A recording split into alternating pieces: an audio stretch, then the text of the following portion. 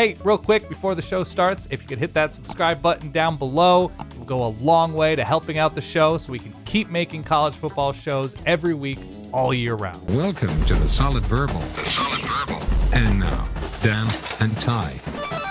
Dan Rubenstein, welcome back to the podcast. More importantly, I believe this is our final episode before we fully dive in to the 2026 season and start rolling previews out. Yeah, baby. So we have our welcome to 2026. Are just like, here's what's new. Here are like the big picture, interesting novelty type narrative stories, whatever, new names, new places type of show. And then it's straight into conferences and teams. Yes. At time of recording, we've already got 4 in the can. Four in the can. We've already recorded the intro, all 6 of our G6 previews. Yeah. And we've already gotten through part 1 of the ACC.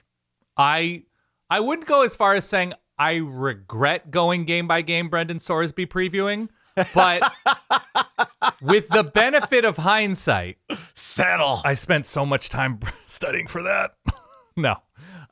We do have a couple things to clip out, but otherwise, I think they're very good episodes that I think people will enjoy, especially if they find you traveling somewhere. You're going to a lake, you're going to a beach, you're going to a mountain, you're going to a different continent, whatever you're doing. Hopefully they are worthwhile episodes for your time and you enjoy them and they get you nice and hot and bothered for the season coming up here. I'm very excited for preview season because it allows me to really sink my teeth into the season coming up and remind myself of things that perhaps I had thought about in March. Like, oh, right, this schedule or this quarterback or this new coach. Like, I love it all. We're dropping crumbs here. Yeah. Getting you ready for the season ahead. If you have yet to hit follow or subscribe, please do so now. It'd be a perfect time couldn't to hit that button so that you don't miss any of the upcoming preview episodes. We, of course, would love to have you. Verballers.com is where you can go if you really want to support the team. You also can leave us a star rating or review on your platform of choice. All of that stuff really helps other people find the show. Yeah. We'd very much appreciate any kind of help you'd be willing to throw our way. By the way, a special shout out to everybody that you don't mention it a lot, Ty, but apparently you've been very gracious with your time with people who've been spotting you on the beach. And I know your security can get a little bit cantankerous, Ty. I went to the beach once, like 3 weeks ago. I know, Ty, but like I didn't want to make a big deal of it, but people look at you and you're just like, oh my God, Ty Hildenbrand. And he's just like sunbathing over there with what I assume is solid wife Kate. And there's like a beefy, brawny security presence. And then, but once you go to Ty and say, hey, big fan, been a listener for a long time, he could not be more generous with his time, more charming. And so I don't want to dissuade anybody from approaching you when they see, like, you're going to head to the World Cup, right? You're going to be out on the West Coast as people are listening to this. So if you come across Ty on the West Coast, just know that, yes, the presence around him seems intimidating, but he's salt of the earth. I'm going to have to go back through the inbox. I haven't seen those emails, but maybe I wasn't looking closely enough. No, I'm just hearing reports from out and about. Okay. Yeah. Just everybody's just like, there's a buzz. We're just like, Ty he'll take every picture. He'll just hang out, man. And that's a testament to you, Ty. Well, thank you. I appreciate the kind words. Yeah. As much of our listening audience here in the States is set to enjoy a hopefully fun July 4th weekend, we thought maybe we would put together a nice little Q&A episode. We sourced these questions from our Patreon. Again, verballers.com. Let's dive on in. Congratulations, Skippy. You've got mail. You've got mail on the Solid Verbal. Dan, as often as we can, and usually once a month here in the offseason, I guess we've got one more of these to go before the season gets rolling. We like to pay homage to the Verballers who choose to send in questions, comments, thoughts, things to really get the ticker going. Yes, absolutely. Let's start with John, who says, as a BYU fan trying to be objective, why should Utah be considered a Big 12 contender even after losing Kyle Whittingham, much of the staff, and many players to Michigan? Thank you, John. Appreciate the question. Dan? Yes. It's an excellent question. What do you hear when you hear a question like that? Because I hear BYU needs more attention. We need more attention. Why would any attention go to them? A little bit of salt on that steak. I like it. It is an excellent question. As you know, college football fans, pundits, we have long made a habit out of labeling the same teams as contenders every year. Sure. If only because they were a contender a few years ago. It's just nice to kind of continue the trend. So on this very specific topic, I have seen a whole range of opinions, ranging from Utah is in transition now with a new coach to, yeah, there is a path in the Big 12. Right. I actually think both are true. I think it, yes, is a transition year. And also, they can be good enough given this schedule where they do have a path in the Big 12. Where are you at with Utah? Okay. Utah's an interesting case study, obviously, because they've been the model of consistency and just having the coach and obviously Morgan Scalley, a defensive coordinator, and certain systems in place and how they've recruited and being located in a state where they can really build out the lines consistently and successfully. So I'm not super down on Utah. I'm more Utah curious than anything, just because when you look at their schedule, it's pretty good. Yeah. Like, you look at the upheaval on their specific schedule. Obviously, there's a lot of upheaval internally with everything Utah as I dial this up. Your starting point is quarterback is back. The interesting backup quarterback is back, and Bird Ficklin. Your guy, Bird. Love The Bird. Ficklin. There's some pop, obviously, remaking lines and playmakers along the line on defense. I think the defense will be noticeably similar, given at least there's some consistency there and how that's run with Morgan Scalley still there. Schedule-wise, Idaho, Arkansas, Utah State, Iowa State. So it's an Arkansas and Iowa State program or programs starting over at head coach. So they're hitting the reset button as well. I'm going to have to see something from a new Kansas defense, or at least a Kansas defense that has to be better than they were last year, and a new quarterback at Kansas. Houston's going to be very tough. Cincinnati is going to be decent, but again, starting over at quarterback as well. BYU is going to be very difficult. That's at home, right? Holy War's at home. Yes? Yeah. I mean, they have 7 home games. Their 2 toughest games are Houston and BYU, both at home. There is no Texas Tech. It does get harder in November where they've got 3 of 4 on the road. But I would just say, bear in mind, the Big 12 is way more wide open now than it was even a month ago. Right. And from the sounds of it, from the sounds of the schedule, just on paper, seems like that's something they could navigate with what they have returning. Right. TCU quarterback question, by the way. Arizona defensive question with losing a ton of what made them successful as a team last year. And West Virginia's at home. So you can say Utah will not look as good as they did last season specifically when they were absolutely a Big 12 contender. But also look around on their schedule and how wide open. I mean, they don't have Texas Tech on the schedule, but even Texas Tech, there is a window that's more open to get Texas Tech given their quarterback strife. So yep, I like BYU being on more solid ground right now, but even BYU starting over on defense in terms of leadership with Jay Hill off to Michigan, right? So nobody is immune from what could be a major change on one or both sides of the ball. And I still think there's enough on this Utah roster and the development in Salt Lake City that I think there's only a handful of teams that can be truly dangerous, and I think potentially they're one of them. So that's why we're having this conversation. I look at this through 3 different lenses. You already referenced the first 2. The first is Utah went 11-2 last year. They bring back Devin Dampier, Wayshawn Parker, your guy Bird Ficklin, a host of others. I don't think they're like totally void of skill players. Right. Did lose some players and staff, but they're not completely hollowed out or anything like that. Second, the schedule. I don't need to go back through that, but the schedule, at least to my eye, looks like it's pretty opportunistic for them. By the way, on the topic of schedule, they do have a tough Houston team October 24th. Right. At home, though. It's at home. My question to you is, because I tend to look at quarterbacks and how much change a lot of these other teams have.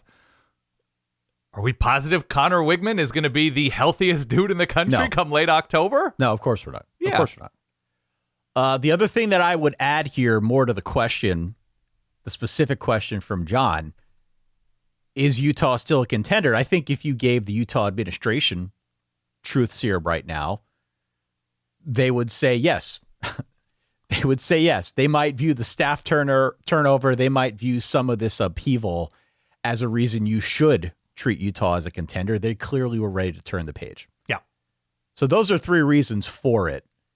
I think the counterpoints, or at least the list of counterpoints, is smaller. Yes, you've got Morgan Scalley, who has been with the team for a while. He's clearly familiar with Utah, but this is his first time assembling a whole staff. It's his first time running a show.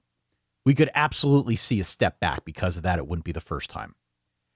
I think the more important thing to keep in mind is what's going on in the trenches. Yeah. Because that has been the source for Utah optimism year in and year out. No matter what's going on around them, no matter if Cam Rising is healthy or not, all of that stuff, the trenches have always been really, really solid. This year, there are 5 new starters along the offensive line. Again, not hollowed out. They've got some high-end guys. Just not a sure thing. And then defensively, you mentioned playmakers like John Henry Daly goes with Whittingham to Michigan. Logan Fano went pro. The interior is sort of up in the air. This was not a particularly good run defense last season. And now there aren't really any obvious answers. So I think we could see a step back on defense. I don't know if the line play is going to be where it was at before. Yes, I still like the schedule. Yes, I still like some of the talent that is returning. And I even like Morgan Scalley because he's been there forever as well. Right. But I just feel like there are fewer things, especially along those lines, that we can hang our hat on as compared to years past. And that would be my best case against Utah still being a contender. This is, I think, a leap and a long shot, but I am open to the possibility that Kyle Whittingham deciding to leave Utah and sign with Michigan ends up with both programs being worse. It's possible. I don't know what that sensation would be called. Now, I don't think Kyle Whittingham would actually make Michigan worse. I think he will improve where Michigan is as a program from where they were, because they kind of have to be internally better off with Kyle Whittingham. But given Michigan's schedule and some, I think, offensive questions, especially through the air, and then questions regarding Utah, could we see Michigan and Utah both take a step back as a result of this movement? And if so, what would we call this phenomenon? I don't know if you have something. The best I could come up with as you were talking was the West Kyle virus. But I don't know. Seems like it might be in poor taste. I don't know. It could be. That's not bad, though. It's Thank you. Work on the I mean, fly. that was about 8 seconds of brainstorming while you were talking about Utah's changes. You have a gift, my friend. Thank you really very do. much. All right, so we got some stuff here regarding Pat Fitzgerald. And I know you and I have some Pat Fitzgerald baggage. I thought maybe we could take the opportunity. Not baggage. It's the wrong word. Do you remember your thoughts? Pat Fitzgerald's like if you have a problem with our offense, like tweet me at 1-800-I-don't-care.com. What was there was some something like that. Yeah. Look that up. I'm going to read these off. Yeah. We got some comments. We got one from Chaka. We got one from Jeff. Chaka says Michigan State lost its AD to Kentucky and president to Clemson, both of whom helped bring Pat Fitzgerald to Michigan State. How much leash will Fitzgerald get with the new regime? We also have Jeff, who says, as a Michigan State fan, what would Pat Fitzgerald need to show this season to change your opinion of the hire? So notably, for anyone just drop it on in here, neither you nor I are particular fans of this Pat Fitzgerald hire. Right. We've been pretty outspoken about that. Not rooting against Pat Fitzgerald, but it felt like an odd fit to us. He's been out of the game for a while. When he was in the game, was it like he was lighting the world on fire in terms of recruiting? Certainly not in terms of offense. And not in terms of winning Big Ten games. Winning Big Ten games. Yeah. Now, to what degree does that have to do with him being at a place like Northwestern? To what end is he actually a good coach and not just a good coach for Northwestern? I think these are things we're going to discover here in the short term at Michigan State. Right. But let's unpack our Pat Fitzgerald thoughts here, Dan. What would he need to show you in year one to change your opinion of them going in his direction at all? I think if they got to a bowl game, I'd be like, all right, that's a really nice start for Michigan State, Pat Fitzgerald. If they go 6-6 against this schedule, given roster limitations, given Pat Fitzgerald's recent Big Ten lack of success, going 6-6 would likely mean wins against Toledo, Eastern Michigan, Nebraska, Northwestern. So we're at 4. Rutgers is 5. And then the swing team, like Illinois or Michigan on the road, which obviously is fraught with emotion for Michigan State. So you're going to a bowl and beating at least 1 or 2 legit quality teams in year one, given the amount of turnover, given how the roster hasn't been in a good place under Jonathan Smith necessarily, especially on defense. I would say, yeah, that is getting the ball rolling in an impressive way. Prove to me that you can build an offense that isn't built around one player. Okay. I feel like his success at Northwestern always came back to like a dual threat quarterback that could run or a guy that could give the ball to 35 times a game. Or a left tackle that could just run behind all the time. Yeah. Prove to me that you can build something that is not solely based on one gravitational player, and then I'll believe it. Yeah, I mean, I'm look. sure there are examples of him doing that in spots, but I don't feel like consistently year in and year out that was a thing, especially on offense. Defensively, they were always kind of plucky. So I'll give him that. But we're not looking to separate Pat Fitzgerald from any other new coach taking over a struggling program. What you want to see is a genuine attempt to find as many good players as humanly possible, clearly play to a vision. And if you're outclassed, you're outclassed. But you want to see maximum effort. You want to see a team adjusting mid-game to whatever extent they realistically can. And look, if you get blown out by Oregon or Notre Dame or whatever, sure, that seems understandable. But in some of the other games, when you're playing against Rutgers or Wisconsin or any other team that is not built in a totally dissimilar way, you're like, oh, they're competing. They're playing hard. It's 17-13 at the half, and maybe it gets away from them in the fourth quarter, but they were locked in for most of the game. That's essentially, I think, what you're looking for from anyone who's hitting the reset button, I think. Let me stay with these coach questions because we got 2 more. Yeah. Zach says, how patient should Penn State and Virginia Tech fans be with Matt Campbell and James Franklin?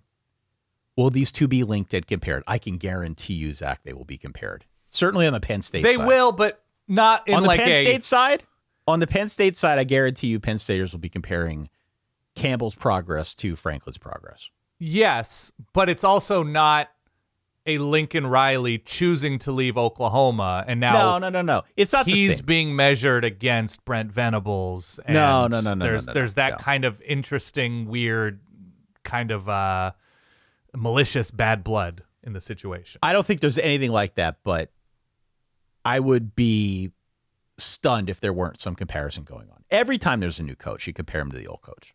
Right, of course. That's just sort of the way it is. So the measuring stick for Matt Campbell will be winning big games, which, guess what? That's the measuring stick for every coach ever who's hired. Or winning winnable games or winning games against teams built similarly to you. Obviously, at a place like take your pick within the conference, at least with like Rutgers or Purdue or something like that, you're not going to be judged based on how you do against Ohio State every year.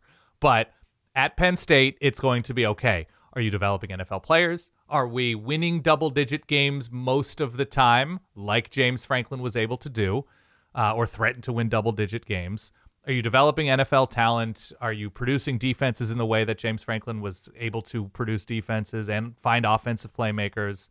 And then in terms of James Franklin, yes, he'll be measured somewhat against Matt Campbell, but I don't really think James Franklin's measured against anything Virginia Tech at this point. I think it's a one-way thing. I think Penn Staters will compare Matt Campbell's success to whatever Franklin did. Right. But I don't think people are going to be looking at James Franklin and comparing him to Campbell. They're linked in a sense, but I think it's much more Penn State looking outward as opposed to Virginia Tech caring whatsoever about Well, look, how Matt Campbell does. it could reflect poorly on Franklin if Campbell has certain successes that Franklin didn't. And then, then in 100%. turn, Virginia Tech is like, oh, who did we get here?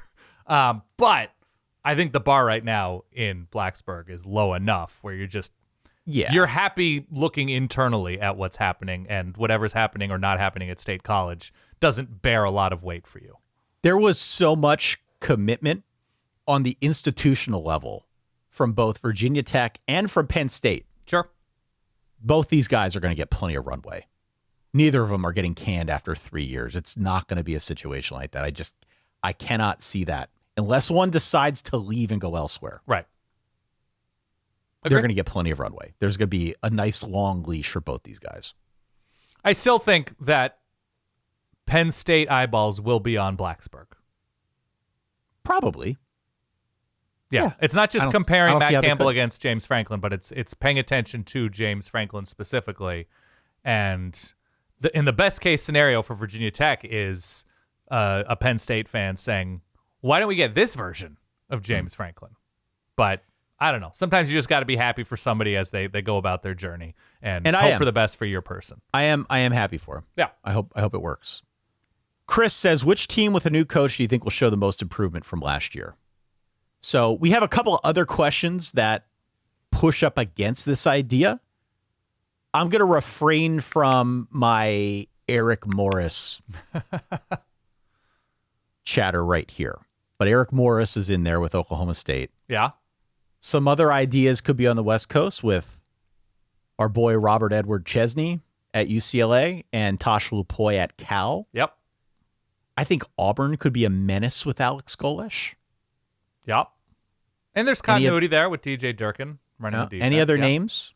Any other teams you throw in? So this in terms of just like the biggest shift from where they were last year? He says, which team with a new coach do you think will show the most improvement from last year? So what does most improvement mean to you?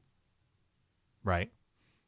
That's where we're at. Virginia Tech, as just mentioned, I think would be one of those teams that can threaten like comfortable bowl eligibility in year one of James Franklin after going, fact check me here, 3-9 last season? 3-9. So I think they would be a candidate. I have the same couple with you on the West Coast. In the Big 12, yes, it would be Eric Morris and Oklahoma State being that candidate. There is something about wagering on... Now, I don't think like it's a big-time quarterback upgrade because of the sloppiness at times last season for Baylor, now moving to a new quarterback, of course. But those are the instances where I'm like, okay, there's a ton of talent at quarterback on any team trying to make a... now, this is not a new head coach, but when I look at this, like, who did the most in terms of upgrading at quarterback? And it's DJ Lagway as a first-year quarterback at Baylor. But of the first-year guys that have that new pop at quarterback, and obviously a new coach, yeah, I think it's UCLA. I think there's still too many questions to me on this defense for me to feel good about any one of these teams, but Virginia Tech is interesting. Auburn's interesting, as mentioned. I think that's all I have. Let's go to our friend Raul, who is probably on the Rushmore of question askers at this point. Oh, that's true. Raul says, over the last 2 college football seasons, I've been able to get tickets to see Miami against Florida, Iowa against Ohio State, and Florida against Georgia for roughly $100 to $150 each. Good for you. This week, I'm in Mexico City with the family for the World Cup atmosphere, and the contrast is insane. The cheapest tickets I'm seeing for Mexico, Ecuador in the round of 32 are $3,000. And if Mexico wins and plays England in the round of 16, the cheapest get-in price looks like it could be around $4,000 or $5,000. Right. So my question is, does college football have the best live event venue proposition in American sports? Value proposition, yeah. Value proposition. What did I say? Venue, but that's okay. Continue. Value proposition. For all the complaints about ticket prices, TV windows, parking, and the game day experience, you can still see massive rivalry games, iconic stadiums, and real cultural events for for a fraction of what global mega events like the World Cup, F1, Grand Slam tennis, et cetera, costs. Yeah. Yes, you do. It is a great value proposition to go to a huge stadium and see a big game with emotion and pregame festivities and tailgating, the whole deal. College football, if you're getting in for that, because college football, when they do play their version of a tennis Grand Slam or an F1 event or a World Cup situation like a national championship game, I don't remember the pricing being all that affordable for Miami, Indiana in Miami last season, right? No. So we're comparing kind of apples to oranges here, although I've never enjoyed that apples and oranging phrasing. They seem very similar to me. They're sweet, they're delicious, they're fruit. They're not that different. I would say you're talking about a World Cup that happens, fact check me here, Ty, 4 years. Every 4 years. Apart. Yep. So there's a scarcity there. You're talking about usually going to interesting places that many people have not been to. In this case, places in North America. That's been a big deal of the tourists going to Buc-ee's and Portillo's and eating a burrito in the Mission in San Francisco, right? There's like a novelty to going to these interesting places that you haven't been to because they're far-flung places. Not to say Columbus isn't that. Not to say Gainesville isn't that. Just different. Well, okay. I don't even think we're so much comparing college football to the World Cup. I think the question is comparing value. College football as a value proposition to other sports that we have here, right? So clearly there is a distinction Right. between meaningful games and throwaway games. Yeah. And we should state that up front. But the games that Raul mentions on the college football side are rivalries or just otherwise big games that have definitely seen demand over the years. I won't pretend that I'm any kind of expert on ticket prices, but I know what it costs to go to a show in New York City, know what it costs to go to a concert. Right. I know that a ticket to any meaningful NFL game is expensive as hell, and the fan experience, in my opinion, is way worse. It's dreadful to see an NFL game in person with all the commercial breaks. It's horrible. Right. Was that a golf major? I know what that's like. Mm-hmm. Go right down the list here. I've been to a World Series. I think pound for pound, because of the atmosphere that you get at a college football game, I would tend to agree. It's a great, especially there are so many games that, yes, the biggest Alabama LSU game and the biggest whatever USC UCLA game, those are going to cost a pretty penny. But you have your pick of like the medium large games, even between ranked teams, like a randomly ranked Wisconsin USC game or something. That's going to be fun as hell, and it's not going to break the bank. The X factor is the environment. Yes. That is the X factor. And now having gone to one World Cup game and friends who have gone to other World Cup games at different venues, not necessarily the United States, but that seems to be the common thread if we want to compare the two at all. Right.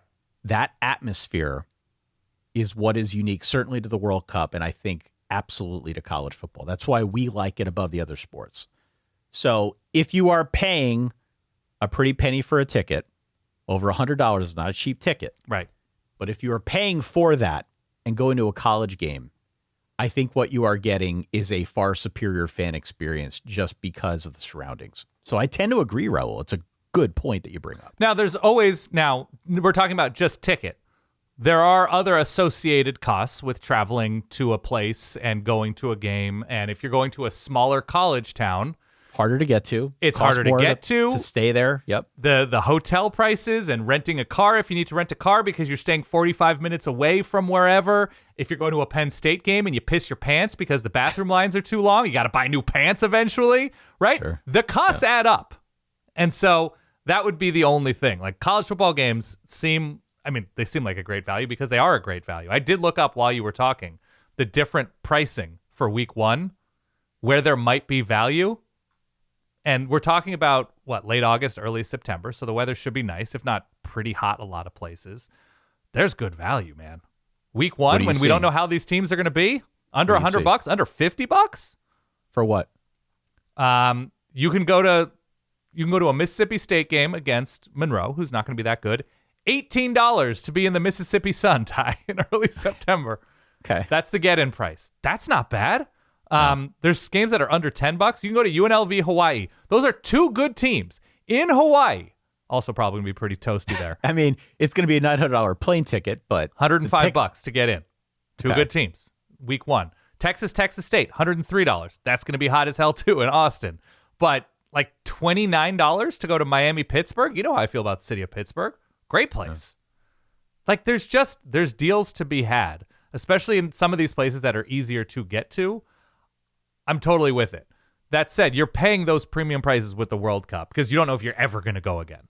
Well, and also, there's a whole thing that went on behind the scenes, and I'm not going to make this about the World Cup, I promise, even though we both kind of have World Cup fever right now. But they had an opportunity to price these tickets a lot cheaper, and obviously the management of FIFA, the powers that be, the grifters in chief, decided that they wanted to price everything like it was a national championship game. And I guess to their credit, maybe they read the room correctly. Maybe there's some sort of fixing going on behind the scenes, but every stadium is full. Every stadium's full. You have entire and I don't know how they countries did that. wanting to go. I don't know how they did that. Right. With the prices that they are charging, because they are outlandish. If you weren't like me and got lucky winning a lottery where you could buy them at face value, where they're still kind of expensive, but it is easier to justify as a What was face value this year? My tickets out in Seattle were like $250 For U.S. Australia. for U.S. Australia. Pretty great. Which, to be honest, I would not pay that normally, but given circumstances, given that it's once every 4 years, you can kind of justify it. But I went with friends, you know. $250. It's hard to justify for a run of like going to like a Phillies game with good tickets. You're like, that's a lot of money to go see the Phillies. I'm using this example because that's closest to you. But $250 if you had really great tickets for number 5 Ohio State at number 3 Penn State. Everything is more expensive. I'm not going to pretend like that's not a lot of money to go to a game, but relatively speaking, if it's a huge game and the tickets are good, you probably feel okay about that. Yeah. I mean, look, the World Cup conversation's a broader one, but I think Raul's conversation here, his point is very valid. And obviously you're not going to get us to speak ill of the college football experience. That is the thing that hooks everybody. So, yeah, I think he's right. Boise at Oregon, $83. Could be 2 ranked teams, week 1. Wow. Yeah, I think USC Fresno I saw was under 50? $34 to get into USC Fresno week 1 in LA night game. It's good value. Let's jump back here to Cody. Who is the next 2025 Arizona State? A team people expect to be bad that surprises everyone and wins its conference. Okay. I don't have a specific answer, at least not yet, before the full preview, where I've like really jumped into rosters and new hires and schedules and everything like that. But there are some teams where, you know, like you go to like a resort or a hotel and they say, we'll give you like a free boat ride if you sit in for this presentation on timeshares. Don't do it, by the way. It's not worth your time. That depends who you are. It might be raining outside. Just give them a fake email address. Right. But it's like an hour and a half presentation. You'd be like, all right, I'll take the boat passes. I think there's deals to be had. Anyway, I would sit and listen to a couple of teams. If you were to try to sell me on a couple of these teams bouncing back from struggling season and are suddenly competing for at least November conference conversation. Like, I can be swayed into a Kansas State conversation. Do you want me to play this? Yeah. I could play the Shark Tank if you want, but go ahead. I'm saying I would listen to a presentation. I would listen to a Kansas State Colin Klein presentation. Okay. I'm not saying I'm buying it. I'm not saying I'm ready to write a check, but I'm saying I can listen to those conversations. This is really tough because, like, you want somebody probably energetic who's changing the culture somewhere and getting players to believe. Somebody who, you know, a portal situation like they had with Cam Scadaboo at ASU and Sam Levitt. But believed to be bad is such a tough thing because we have so much data now that teams who are believed to be bad, it's generally for pretty good reason. So let me ask you this, though. Yeah. And I don't think Kansas State fits that perfectly. If I change this question slightly, okay, you can tell me if it makes it a little bit easier. Yep. He says a team people expect to be bad. I will add on to that a team people expect to be bad or a team nobody knows anything about. Right. Because then that sort of broadens who we can talk about. Sure. There are plenty of teams that have like 60 transfers, and it's anybody's guess. They could be good. They could be bad, but they're not really on the radar in terms of conference championships. I mean, we've been on the Houston train for a while, but they were quality last year. So that would just feel more like building on what they started showing last season. So I don't feel like that fully counts, but I still don't feel like I'm seeing a lot of Houston conversation around the college football universe.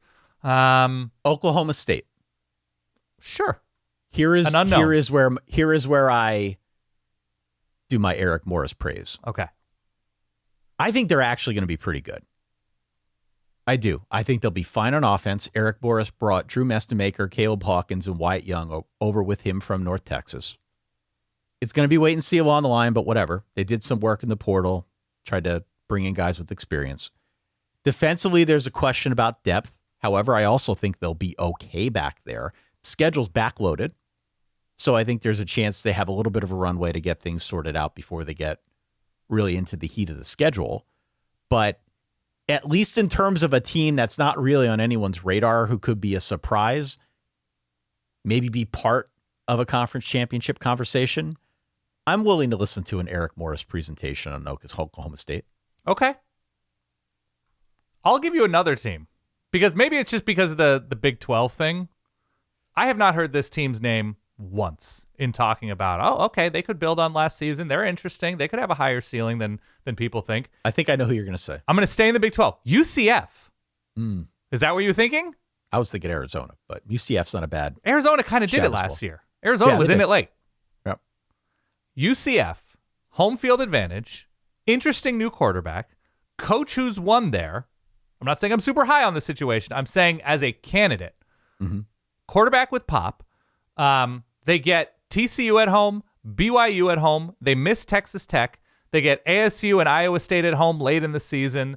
Their road games, we'll see what Oklahoma State is. We know Houston's going to be good. I have no idea how good I feel about Pitt early, and they have Pitt on the road, but it's not crazy. It's not a crazy Pitt team right now.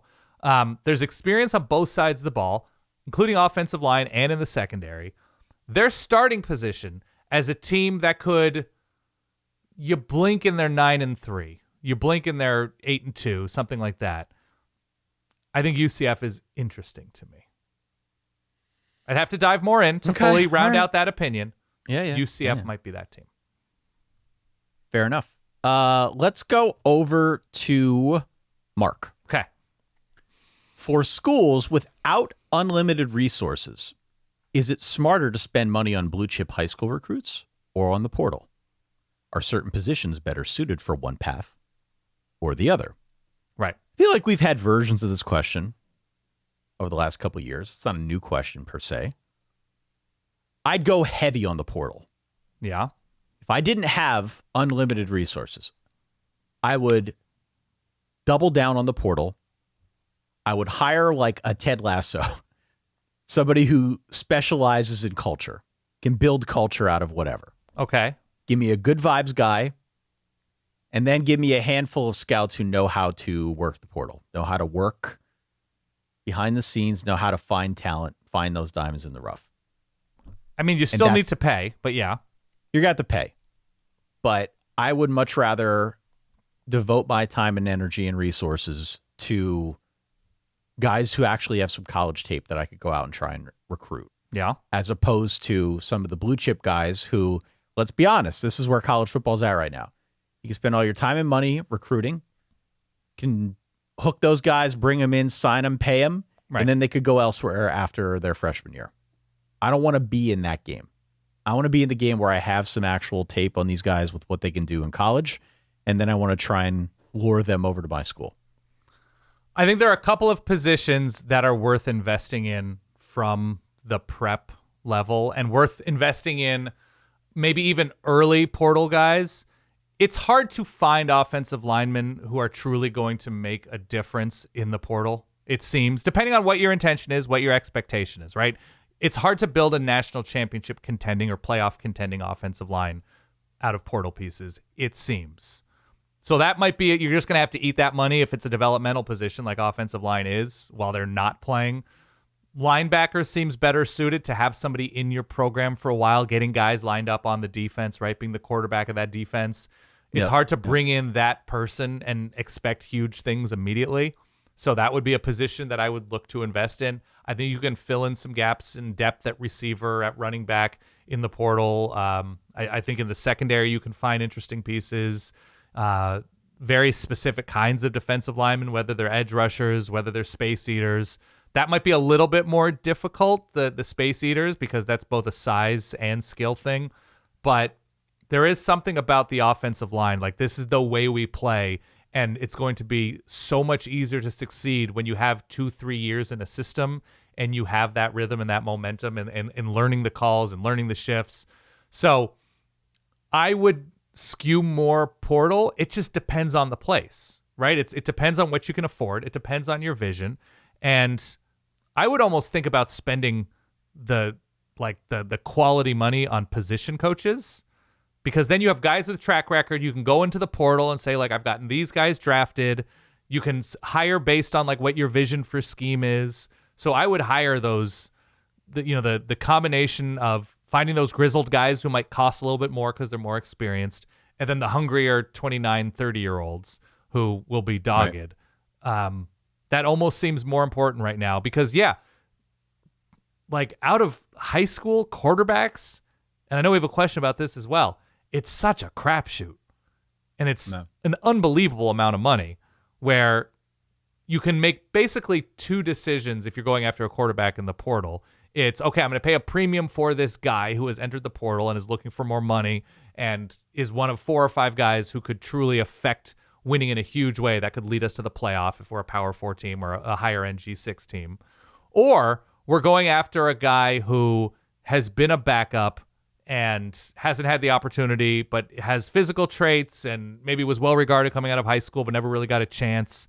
And we're gonna buy low essentially on this kind of player.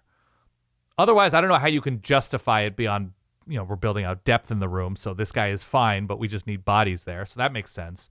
So I think that's what my strategy would be if I can find a portal quarterback and hope for the best, but I don't know what kind of ceiling you're going for with this type of question. I think it's mostly just like, how do we get to 8 wins on the cheap? And yeah, I think you invest in offensive line, maybe linebacker, and assistant coach. Kyle wants to know, why does everyone seem relatively down on Marcel Reed after he was getting Heisman-adjacent buzz before the final 2 games last season? I would add there was a reply to this question from DB, who says Marcel Reed seems to have high highs and embarrassing lows, reminiscent of Carson Beck. Even with Beck throwing away the championship game, discussion around him was rarely positive. I think the answer to Kyle's question is in Kyle's question, actually. Yeah. He says before the final 2 games last season. Final 2 games last season were kind of brutal for Marcel Reed. Mm-hmm. And I would say, broadly speaking, if I were to answer this question, it was some combination of decision-making in those 2 games and, on the whole, being relatively turnover-prone. Yeah. I also think some of the negativity around Marcel Reed is a little harsh. I've seen some in the media straight up say he's not good, which I think is a stretch. I do think he can be good. I just don't think he's consistent. So any negativity you're picking up is probably related to that inconsistency in key moments down the stretch. So, that's my take. Yeah, I think some of the criticism is warranted. I think the question was partially answered within the question itself, that in this era of Texas A&M football, you're going to be measured by how you play against Texas, how you play in the biggest SEC and otherwise games, and if you're getting a team to the playoff. Marcel Reed got his team to the playoff. He was a big factor as to why Texas A&M ended up in the college football playoff for the first time. As you said, he was not particularly good in the playoff game. In the wind, difficult situation, but both teams have the wind. And Texas A&M couldn't get it done at home. And the game against Texas was not especially pretty. And you couple that in with the fact that Texas A&M had a pretty light schedule last season in terms of who they did and didn't play and teams with coaches who got fired, and maybe Texas A&M was part of that.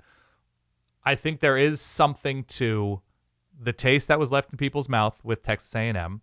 And now we're talking about an Aggie team that loses its offensive coordinator, some offensive playmakers that helped him out. We'll see. I think I'm decently high on Texas A&M this season. I think he's pretty good, but we've seen some of those lows where you're just like, man, that was a particularly ugly half against South Carolina. They were eventually able to pull out way back when. But turnover prone and big game tightness, I don't know. That's where you're just like, okay, we know what the next step is for Marcel Reed as a quarterback in those games and being clean, and you have to give him credit where credit is due. Had an unbelievable pass to beat Notre Dame on the road. Had a terrific game against Notre Dame early on in the season. But what that does is that heightens expectations. So you watch that game and you say, cool, now we know what Marcel Reed can do on a stage like this. Excited to see XYZ as the season progresses. And the results weren't always there. So maybe he's the victim of his own success to a certain extent. I don't feel bad for Marcel Reed because I think he's going to be good this year. I'm excited to watch him play. But look, no touchdowns, 4 picks to finish out the year. The electricity is not going to be there with the hype right away. Daniel, I have a question for you from another Daniel. Can't wait. I'm moderating Daniel's here. He says, Daniel, you've been skeptical of Oregon's offensive line. But they've been in the Joe Moore Award contention for the last 3 years now. Yeah. Why not give them benefit of the doubt? Why not give them benefit of the doubt? I mean, that's sort of the experience of being a fan, right? You're just like, I hope it works out, but I don't know. That's the kind of fandom that lives in my brain. Why the skepticism with Oregon? So we're talking about new tackles 2 years in a row. New starting tackles. Yep. New coordinator. Yep. And when you look at where Oregon struggled in the biggest games, and basically you're looking at the games against Indiana and against Texas Tech in the playoff last year. Those last 2 games, game they won. The offensive line didn't have its best games.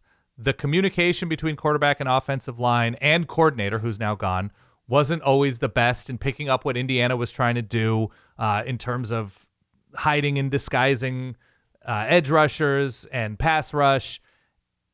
And this year with 2 basically unseasoned tackles, one who's been in the program, who acquitted himself nicely in limited time last year at left tackle, and at right tackle, it's either maybe a transfer from the Ivy League, maybe a true freshman, or maybe somebody who hasn't really played and has had injury issues. I believe that's where we are. And they're, I think, going to start a new guard as well. So it's not that I don't believe that they can have a high ceiling and big-time results this year. It's just not a great position where you have to keep kind of starting over. And if I had to guess, I think they'll have a very good year. But also, if I had to guess, what's the difference between Oregon winning the national championship and not winning the national championship this year? It's how many steps forward did the combination of Dante Moore and his offensive line take in January? And so if that's the difference, I'm worried. I'm not sure that that's going to happen. I'm not worried they're going to be bad. I'm worried that they're going to be good enough to win those types of games. Here's one from Matt. And I will admit that when I first read the question, my thought was, we've gotten this question 8 times already. But then I thought a little bit more about it, and I think there is an interesting onion that we can peel away at. Okay. Matt says, how long will it take Texas Tech to be taken seriously as a national contender? Does NIL success fast-track perception, or does it take decades like Oregon? So In the past, if you were trying to build a contender, it would take decades. I think not Indiana, decades to build a contender. You only had so many years of eligibility. But yeah, I know what you're saying. To build a perennial contender. To build up your program to the point where it could be a contender. Yes.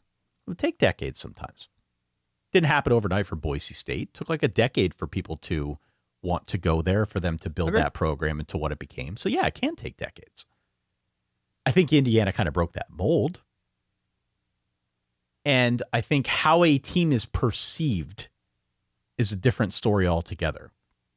Because you can be a really good team and you could be in the game, but for the national college football consciousness to actually perceive you as a threat, that's something that tends to lag behind. It also works the other way. It certainly has for Notre Dame. Notre Dame wasn't a real contender for a good long time, but they were treated like one because of the success that they had in the late 80s and the early 90s. Certainly before that, this was a historic program. Right. So the question of perception and can you buy perception is what Matt is asking relative to Texas Tech.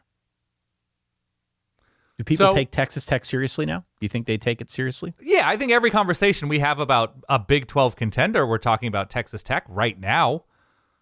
But as a perennial national contender to be lumped together with the teams that are often competing for national championships, making deep playoff runs, I think what Texas Tech is going to have to show in a way that they haven't yet is that they're more than just paying for portal and hoping for the best, right? I said this before last season. They finished the season ranked once since like 2009, and that last year. Yep. So it's a good start to string together years where you're finishing in the top 15, let's say. And then after that, it's very good, and you can be incredibly successful going to the portal, paying, developing, building a good culture like Joey McGuire clearly has, and winning a bunch of games.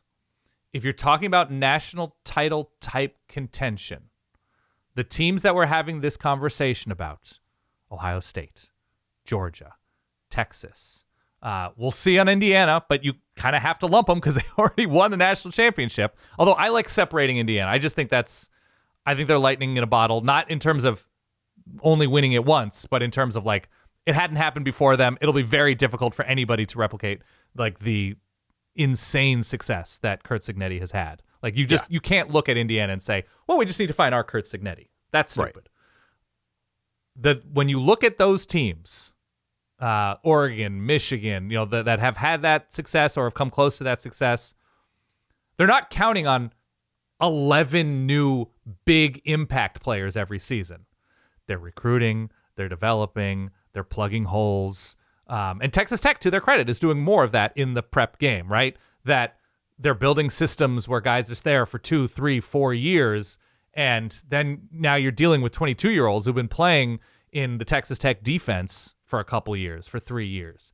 That's when, okay, now the backup has been there for a couple of years and they're paying to retain him instead of him transferring over to Texas State or to Wake Forest or Illinois or something. So that is, I think, the missing piece, that a lot of those teams get the benefit of the doubt because they have a ton of players who've been in the system forever and who were backups last season and were getting into games during blowouts. And I don't think we have that proof yet with Texas Tech that they're building that kind of roster juggernaut via the portal and the preps, if that makes sense. You can't get shut out in the playoff. Can't get shut out in the playoff either, right? If you want to be taken seriously, look, a lot of good programs, Ty. Ohio State has been shut out at least once in the playoff, right? I know. Yeah. Listen, that's not even a dunk. That's just reality. Yeah, you have to look good and competitive in a playoff game first. I agree. Boise State beat Oklahoma in that Fiesta Bowl.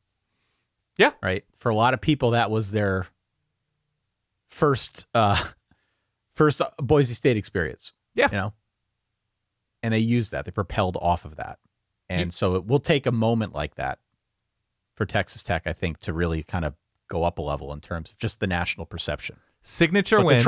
They're trying. Also, how Texas Tech has or hasn't scheduled in the non-conference portion of the schedule, right? If Texas Tech beats Georgia, Ohio State, Oregon, any of those teams in the non-conference, you're like, okay, well, that becomes interesting. Let's build some hype off of that win. Yep.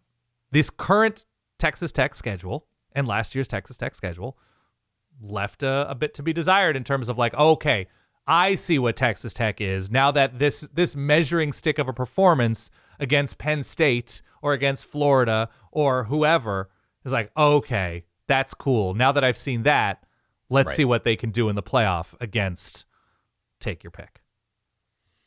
Couple more here. Brian says, if college football has moved beyond the student-athlete model and the NCAA struggles to enforce the rules, why should 4 years of eligibility still be the standard? Can someone challenge that? So I'm not a lawyer. I just play one here in the podcast. Yeah.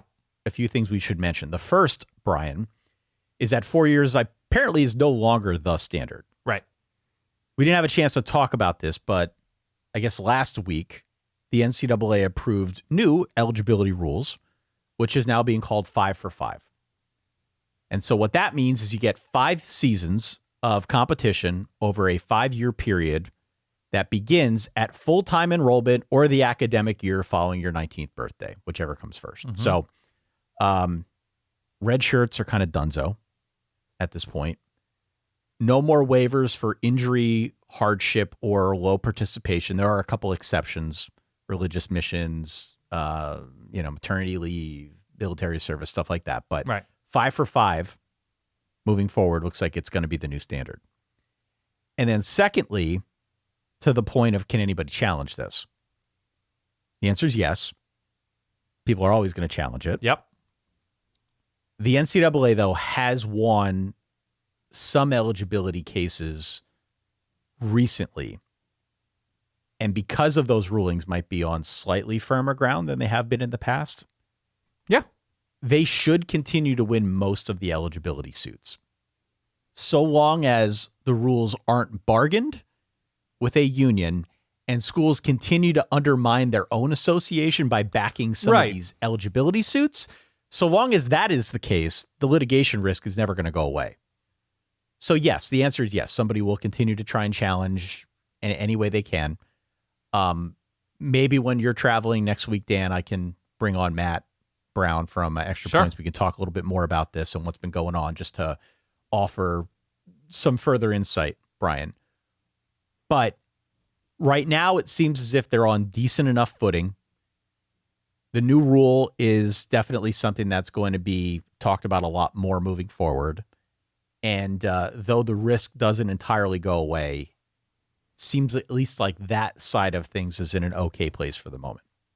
I would also add, yes, there are going to be individual, it seems to revolve a lot around quarterback, but that we've seen other positions.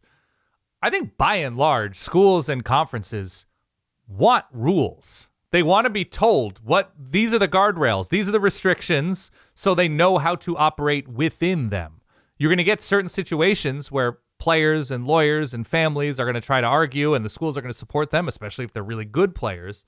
But I think by and large, everybody wants an operating framework. They're like, okay, this is the rule. This is how we're going to budget our roster. This is how we're going to approach our roster. We know this guy is staying for this many years. You don't want to live in a chaotic soup. No, well, and this is sort of the state of college athletics right now. Right. And this is why the NCAA is in a bind. The NCAA doesn't want to do anything and risk further litigation.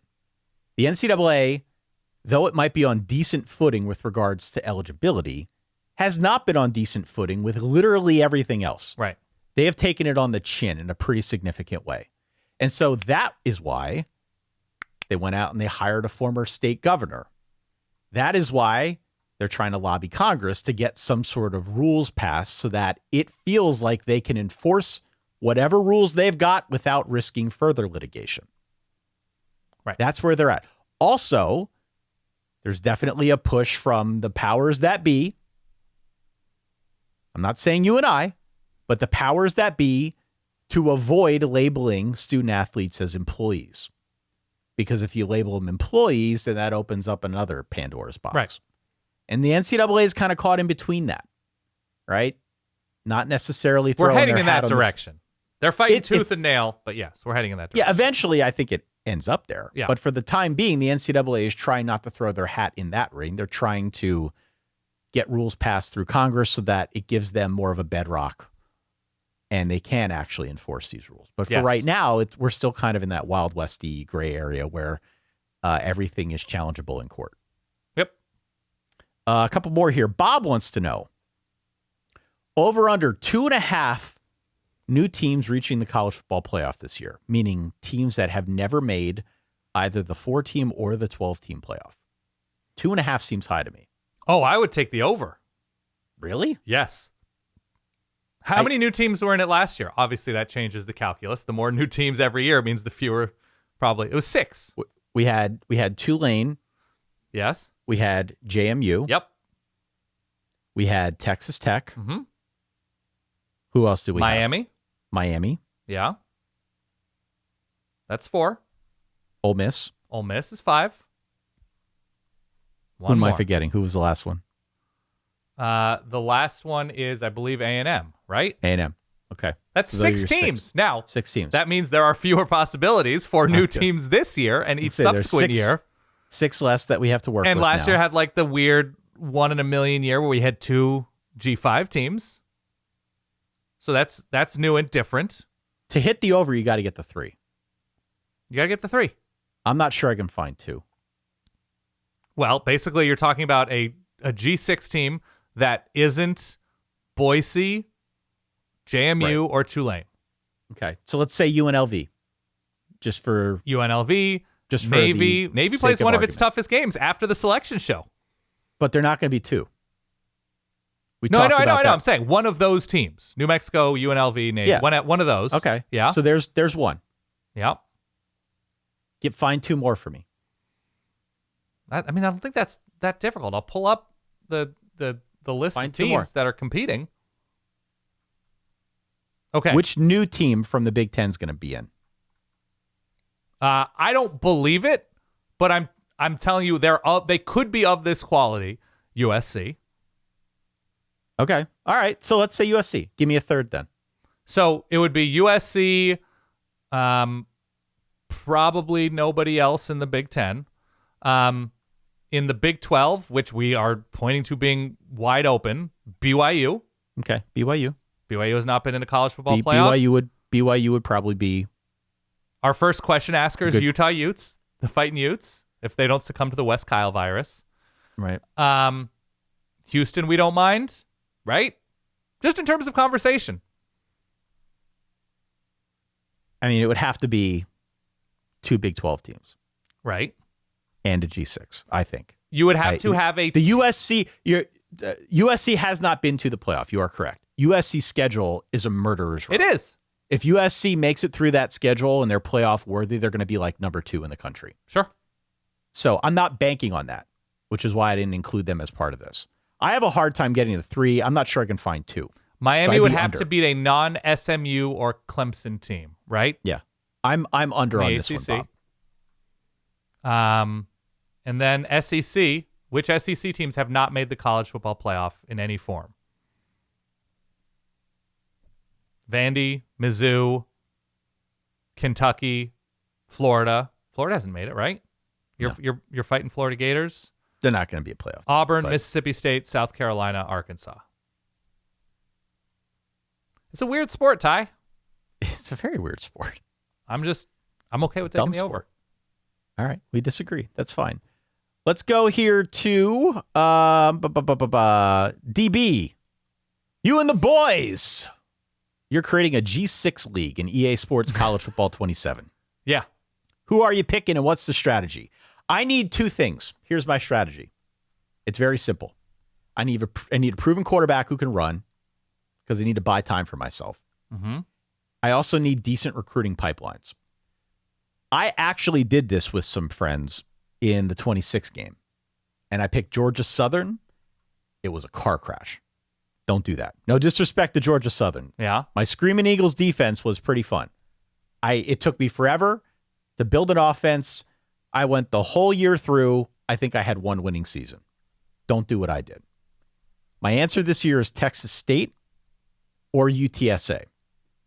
Texas State because I like Brad Jackson, probably the best quarterback now in the Pac-12.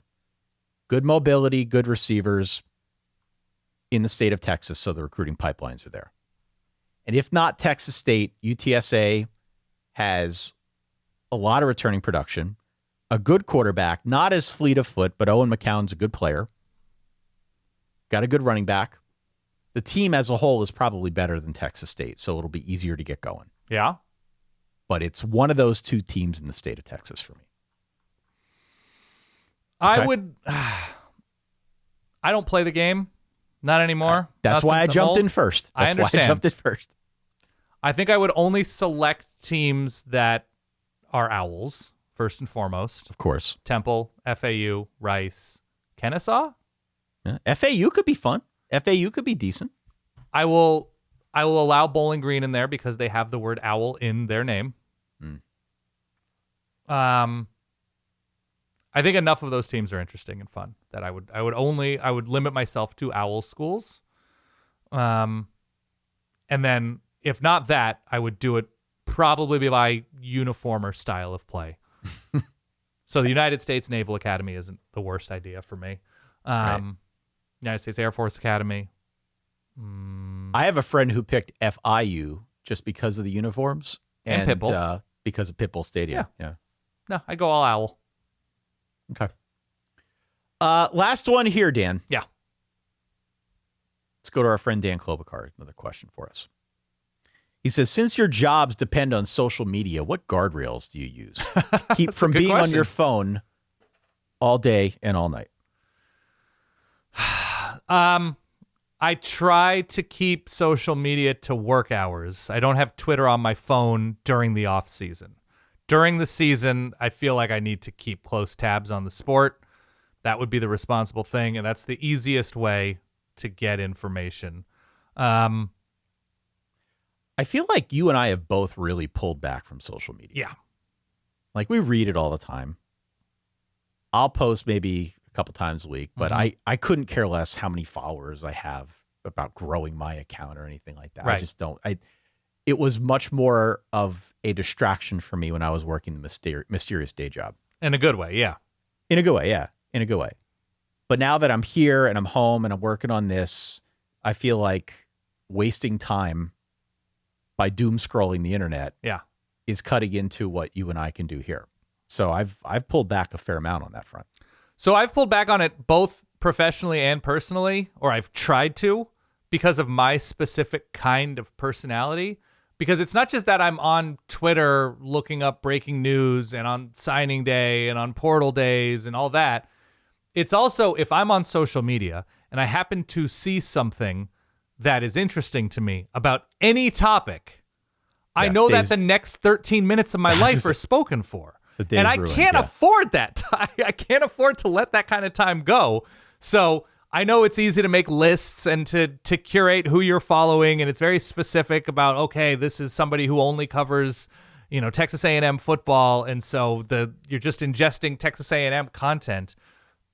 I'm just what also happens if I'm just sitting on my computer during the workday, I just also have a brain with a bunch of random stuff popping around, and if I have the ability to immediately Google or type something in. And, pizza stuff. Oh, right, tennis. Oh, right, kids stuff, whatever. It's very easy to see the shiny object and go in a different direction. That's who I am. Yeah, me too. And so if I have that available to me on a phone, on a tablet, on my computer, and I'm always signed in and have the ability to search everything, and there's news, and there's, this is a cool recipe idea. Like, I know myself, and I am not the type of person who can ride that wave successfully. I am swallowed up constantly by those waves. I am too. And I mean, we both are still pretty online. We have to be. Right. But I found just going out of town for a few days and being away from it, or not as attached to it, coming back home, it was a relief. It was like, yeah, good to be home. But also, I haven't been washed over by this wave of online negativity. Right. The way you tend to be if you're a little bit too online. The other thing I would add, just I guess more broadly speaking, Dan. Yeah. Like, social media is a component of what we do. Mm-hmm. I think with each passing year, it's a little bit less of a component. I think that's right. The conventional wisdom has always been, if you do what we do, you got to be super active on social media. And you got to post a ton of clips. Posting a ton of clips is the best way to get new listeners. some very smart people have done the studies on this where they run the poll and they go and they talk to like focus groups and stuff. And it is true. Social media, specifically posting a ton of clips of this on social media, is like the second biggest driver of getting new people in the door. Mm-hmm. And I think that's true. I have no reason to doubt the very smart people that do these types of things. Yeah. I also think that is way more true for shows that do interview or do comedy or give advice. Right. Or have really hot takes, you know? Mm-hmm. Like, I don't think it's true across the board.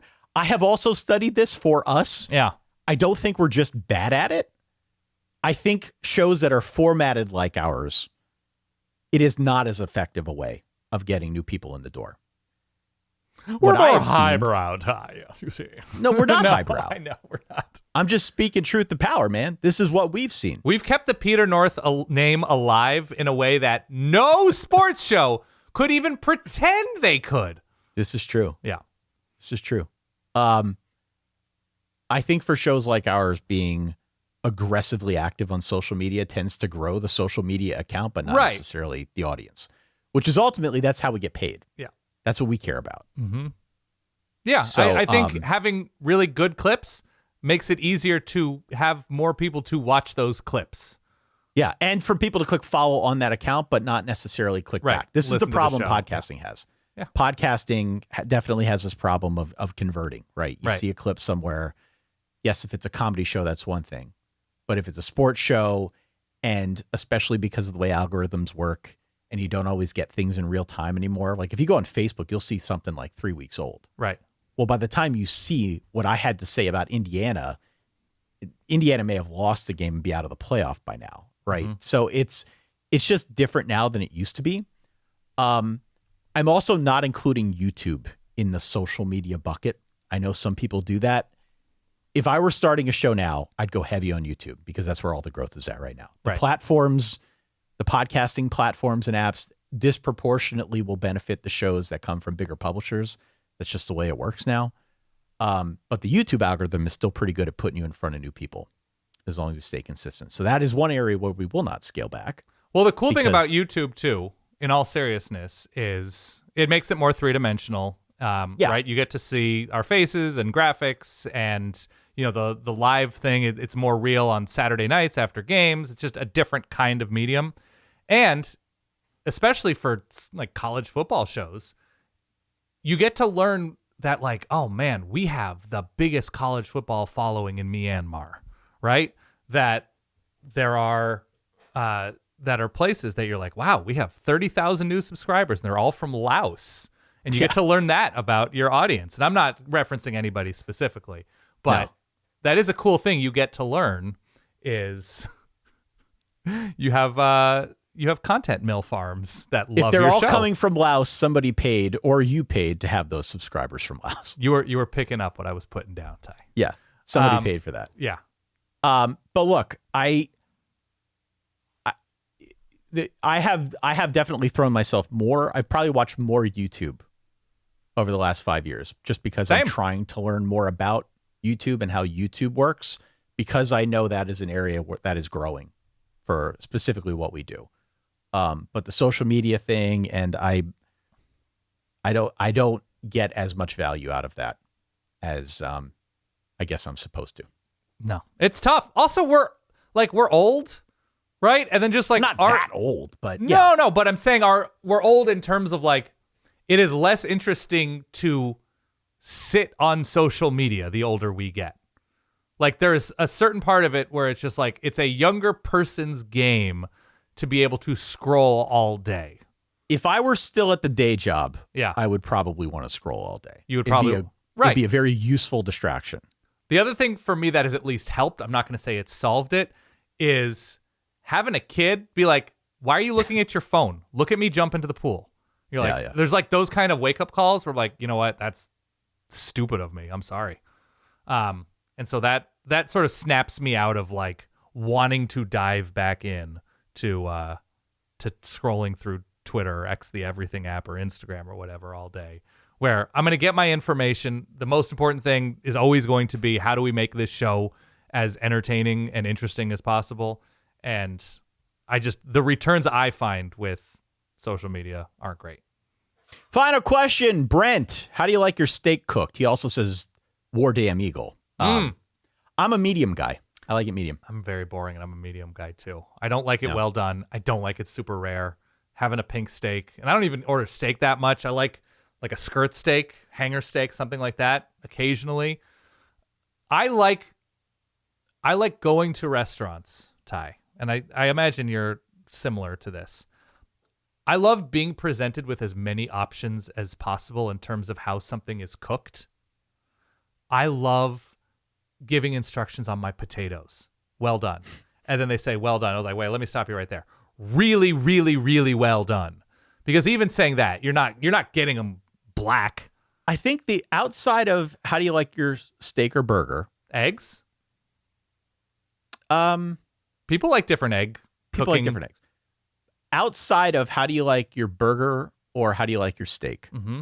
I think the only one-off instruction I have, the only Nancification I have, okay, is when I get bacon, I like it crispy. Of course. But that's pretty much it. I'm not. Well, it's not just. I'm not too particular about most things. It's not, but it's not just how you want it cooked, right? I like getting options. I like getting side dish options. I like what kind of toast would you like with your breakfast? What do you have? We've got a sourdough. We've got a white. We've got a rye. We've got a pumpernickel. I love, you get a bagel. You get an English muffin. I love temperature. I love options. I like going to a diner where they're like really good at remembering or writing things down or having various options. So the steak one isn't as applicable to me. I love going to a restaurant like Thai. You order your namesake food, right? You order Thai food named after you. Always. You love indicating a spice level, do you not? I do. You wouldn't love for a Thai restaurant, a Chinese restaurant, an Indian restaurant, whatever, to say, we know best. Everybody's getting it the way we think the dish is best. I did that at an Indian restaurant. I damn near burned my face off. Different people have different palates, so it's good to have that experience and that ability to be like, give me a 2, give me a 1, give me a 0, give me a 4. I love having that option, that customizing ability. I thought I was being pretty cool once, and I was like, I'll have it the way the chef. What are you doing? Well, I did. That was the only time I tried that. Don't Especially cultures that grow up with certain kinds of peppers. No, that was not the smartest decision of my life. It's just different. So I appreciate the ability to customize. Again, I'm not a big steak orderer, but even like there's if you're ordering chicken, if you're ordering a piece of fish, right? They'll say, do you want it blackened? Do you want it fried? Do you want it grilled? I love thinking through those things. I love options, Ty. Like there are football teams who run an option. It's a life option for me, Ty. Dan runs the I life love option. sorting That's through. very Dabo of you, Dan. I like sorting through lanes, Ty. What is getting a blackened piece of tilapia going to do for my Tuesday? Let's think it through. Why don't we leave it there? We appreciate everybody dropping their questions and comments out on our Patreon at verballers.com. We made that post. Got a ton of questions. Thank you so much to everybody for sending them in. Even the folks that we did not get to, maybe we'll keep a few of those in reserves for one of our upcoming bonus episodes. Of course, solidverbal@gmail.com. Yeah. If you have further thoughts on any of these matters or something else that you'd like to get off your chest, we'd love to hear from you. Please hit follow or subscribe. And if you have yet to do so, rate and review the episode. Can I ask you one more option question? Because it really is a show about getting to know Ty. Put that right in my belly. This is not an occurrence that happens a lot. Probably for either one of us. Maybe a little bit more for me. Okay. You're faced with a sundae bar. Now, it's not just about putting the toppings on your ice cream. Right. It's, okay, what is your base layer ice cream? How complicated are you going with the base layer ice cream, or in this case, frozen yogurt? And then, what toppings play nicely together? Like, you're probably not going to do like a chocolate sauce and gummy combo. No. And you're probably pretty gummy skeptical anyway, because they're going to get frozen on top of ice cream. Not much for gummies. But no. you have to find things. Even if you like 2 or 3 of different options, they have to marry well together. So what is on your, let's say, base layer chocolate or vanilla? Something pretty straightforward. Base layer is vanilla. Okay. Base layer is always vanilla. What direction are you going to with common toppings? Heavy rainbow sprinkles. Heavy rainbow sprinkles. Okay. Heavy rainbow sprinkles. Because your eyes eat before your mouth. Okay. Heavy on the rainbow sprinkles. Okay. I like some nuts on there. Some peanuts. Peanuts, rainbow sprinkles. Okay. Whatever, whatever kind of selection they got there. Are we saucing or staying dry? I'm not much for the sauce. Marshmallow, caramel, chocolate, strawberry. No. Are we limiting ourselves to those 2? Nuts and sprinkles? Usually. When was the last time you found yourself topping a sundae? 10 years ago. Really? You've never been to like a kid? I guess you could go to a kid's party and decline it. You could go to a buffet and say like, I'm just going to pass and have a slice of cake or something.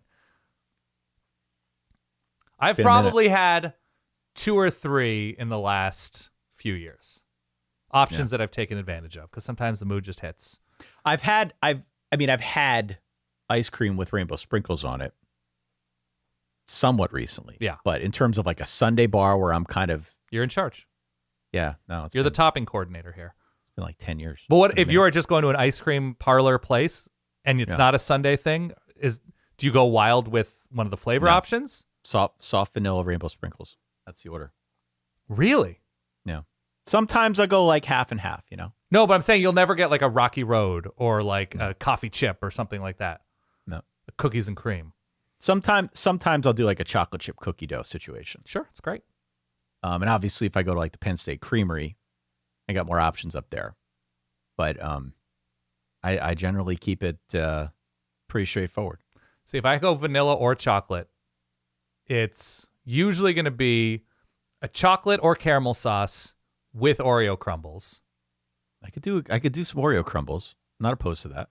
Or, and maybe it's a whiff, if I'm really going deluxe, love a Reese's Pieces on top of. No, that's too much. No. Oh, man. No. How do you feel about a nonpareil? I'm a big nonpareil fan, yeah. Would you do it on ice cream? I think nonpareils would play well with a rainbow I never have, sprinkle. but I'd be open to that. I'd be open to that crunch in my sundae. Right. Because it's essentially the chocolate, it's the mini nonpareils usually, the snow cap type things. Yep. I'd be open to that. But I think it plays well with a chocolate sauce or caramel sauce. Mm. You get the smooth and crunch. I love the option. This could have been entirely its own episode. Yeah. I never like mixing flavors beyond a swirl. You can get me with a chocolate vanilla swirl. No, but when you go to one of those places that has all of the levers and you can do peanut butter, you can do mint chocolate. No. I want focused. I build it out just like from the trenches, right? I build my cup out. There was a place from the like that by the old mysterious day job, Dan. Yeah. I forget what it was called. We actually placed bets as a friend group when we thought it would go out of business. They had probably 24 different ice cream machines in there, and it was always empty. And they do it by weight, right? That you top it and like a Menchie's type place. Yeah. All right. Yep.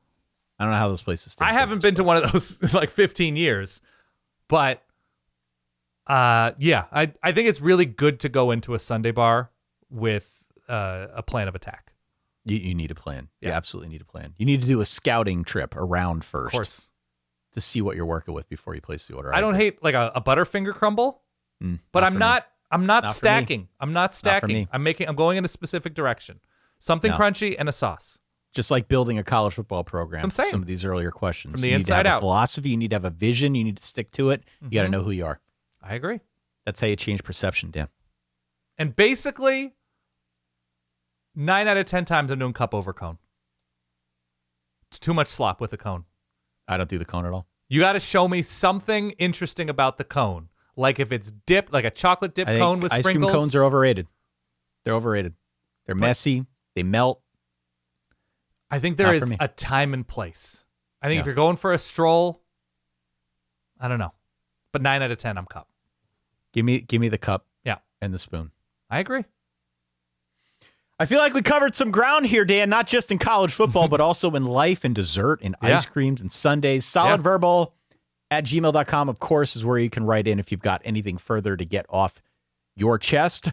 As we mentioned, our next episode, we are starting up previews, so buckle in. Enjoy your July 4th holiday weekend. Stay safe out there. Don't blow too much up. If you are, make sure you got like protective glasses Safety or something. first. Yeah, safety first. We don't want anyone getting hurt out there, but enjoy your weekend. Enjoy the holiday. We'll be back next week. In the meantime, for that guy over there, Dan, for myself over here, Ty, you know the drill. Stay solid. Peace.